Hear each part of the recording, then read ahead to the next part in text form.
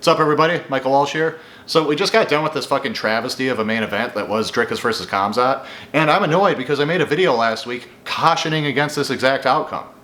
Okay? Because I've always been a fan of Khamzat. Like, I liked his very first fight in the UFC. I liked him getting, like, step up after step up against GM3, against Li Liang, against Gilbert Burns. Like, I went back and watched his regional fights. I watched his amateur fights. I love watching the guy fight. You know, he's the most exciting grappler in the sport right now. He's one of the most exciting grapplers the sport's ever seen, and I'm here for it. Like, the only knock against him is that he doesn't fight that often anymore. And that's where I just wanted to see him keep showing up, keep doing his thing. And what I didn't want to see was to see him change his style. And that's what my video was about. It was about how for years we've seen analysts and commentators argue that Khamzat needs to change his style if he wants to be a champion and if he wants to be a reigning champion.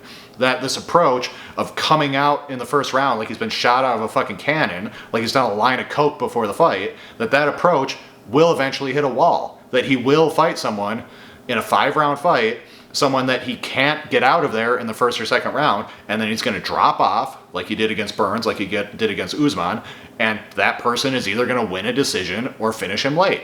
And that's how a lot of people predicted the Dricus fight would go. They thought either Khamzat obliterates him early, or Dricus survives and either finishes Khamzat late or wins a decision.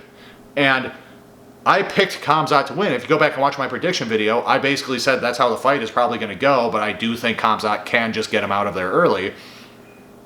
But in my other video, where I said Khamzat doesn't need to change his style, I argued that, yes, there's a chance he'll lose if he fights that way. There's a chance if he comes out like he always has, you know, because he's been like that sort of Conor McGregor, Ronda Rousey type fighter, where he just comes out, no respect for the opponent, is dialed in immediately, knows what he wants to fucking do, and tries to get him out of there. And if he came out like that, like, yeah, his chances of winning are lower than if he plays it in a more conservative way, than if he tries to maintain his energy, because everyone said he doesn't have a cardio problem, he has a cardio management problem. He needs to come out and fight more conventionally and not waste energy doing cool shit like picking people up and carrying them across the cage, or whipping them around on the mat like he did against Burns, or going for ground and pound finishes constantly, going for chokes, squeezing over the face like he did against Usman, like he did against Whitaker, and it worked against Whitaker because Whitaker's fucking face broke. But like, he needs to not do those things, and he needs to fight like a more standard top control wrestler. That's what people were saying. That's what people have been saying throughout his career. And I say, no, fuck that. Like, who cares if he loses? Like, why do you want to see him win if it's fucking boring? If all of his fights had been like they were on Saturday, would you ever have been interested? Or would you have just realized that that is just the middleweight equivalent of Movsar Evloev? A guy who, despite being on like an 8, 9, 10 fight win streak, can't get a fucking title shot because everyone thinks he's boring because he just wrestles people to a decision and lands no meaningful damage. That's what we saw. And it fucking sucked because we were all hyped for this fight. Like, I was in that Luke Thomas camp where I thought this was probably like the fight I was most excited for all year. I was more excited for this fight than I was for Topuria against Oliveira, than I was for Poirier against Holloway, like than I was for Volk's title fight. Like, this was the fight I'd been looking forward to since last year, and I thought there was virtually no chance it would suck. Because I thought of all of the possible outcomes, they virtually all led to violence. They virtually all led to an ass-kicking war. And instead, what we got was a fucking Evloev fight. Like, who wants this? And it ruins the division because middleweight hasn't looked this good in years. It probably hasn't looked this good since, like Luke Rockhold was the champion or something, back when we had, you know, at the top of the division we had like Rockhold, we had Weidman, we had Jacare, we had Gegard Mousasi, we had Whitaker on the come up, we had Romero on the come up, you know, Izzy wasn't far behind, we had TRT Vitor, we had Michael Bisping. Like, there was a time when middleweight was pretty fucking good, and middleweight just now was starting to look like that again. And we've had in recent weeks like some very important middleweight contender fights, and we've got some very important ones coming up because we had RDR versus Rob Whitaker, we had Fluffy Hernandez, you know, we've got Imanov and Kyle Barajo coming up, and like, it was exciting to think about who amongst that like crop of contenders was going to fight the winner of UFC 319. Like, who was the next contender who was going to fight the Dricus Khamzat winner? And now that we've seen Dricus and Khamzat, and now that we see that this is how Khamzat's probably going to fight going forward, who the fuck wants to see any of those guys fight him? Like, who's excited for a middleweight title fight now? Like, this is a disaster. And I'd much rather have seen Khamzat just come out like he always had, get tired and lose, than see this happen. Like, now I'm not a fan of Khamzat anymore. Like, now I don't want to see him fight anymore. Now I'm not hyped for his next fight. Like, and now when he gets on the mic and he says, oh, I smash everybody, I kill everybody, like, all of the boogeyman persona is just gone. All the aura is gone. I'd much rather have him just lost fighting, you know, in a way that's true to himself than to see this shit. This absolute shit. Because I don't care if he's the champion. I don't care if he's undefeated. There's more important things in the sport than that. There's more important things that make someone your favorite fighter than just how good they are and what heights they rise to, you know? Sakuraba is one of the most beloved fighters in the history of the sport. Never became a champion.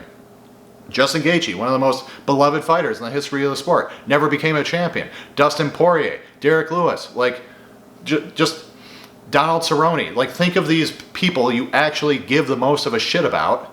And I think you'll find more often than not, they're not champions. They're not pound for pound number one. They're not GOATs.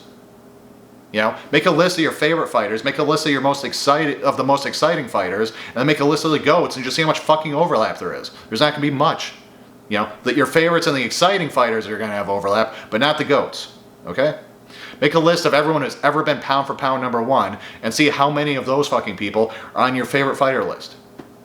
Okay? Like we need to see past this lame competition-focused approach to the sport. You know? Because I think that's why people want to see Khamzat win. That's why he's got the fans he has. And sure, some of it is a religious thing. Some of it is Muslim fans who want to see a Muslim champion. And I get that. That's kind of like, you know, being from a country and rooting for your countrymen to win. I get that. But I think a lot of people are fans of someone like Khamzat for the same reason like John Jones had fans. Because people want to see, like, they want to root for the best guy because they feel like they're winning vicariously by seeing the guy they root for, like, win without fail. You know, it's kind of like in team sports, if you're like choosing to be a fan of the Yankees or something, even though you're not from New York, but you just know they're like the winningest team or something. I don't even follow fucking baseball. I don't know if that's true anymore. But like, it's like picking the team that wins the most just so that you can feel like a winner because the team you're rooting for is always winning. You know, it's lame. You know, it's really fucking lame. Like, and it's like, how is that how you got into the sport? Was just because you wanted to see someone win it all the time? Or did you get into the sport because you saw an exciting fight? Because you got introduced to an exciting fighter, and that's what drew you into the sport in the first place. You know, think about it. And I get there's more to it than that, because we all want to see greatness. You know, I came up watching Fedor.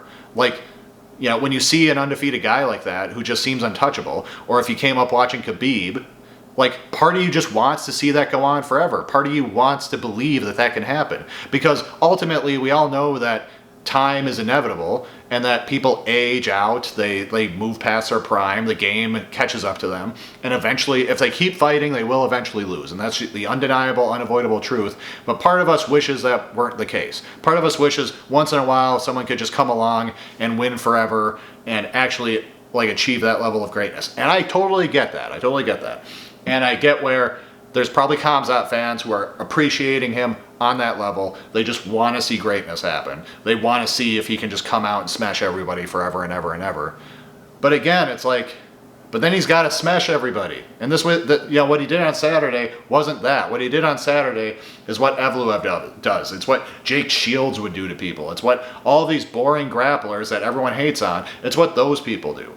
And if he always fought this way, you never would have been a fan. Okay? Because Evloev is also undefeated. You know, I think he's got more wins than Khamzat does, because he's like 18, 19-0 or something.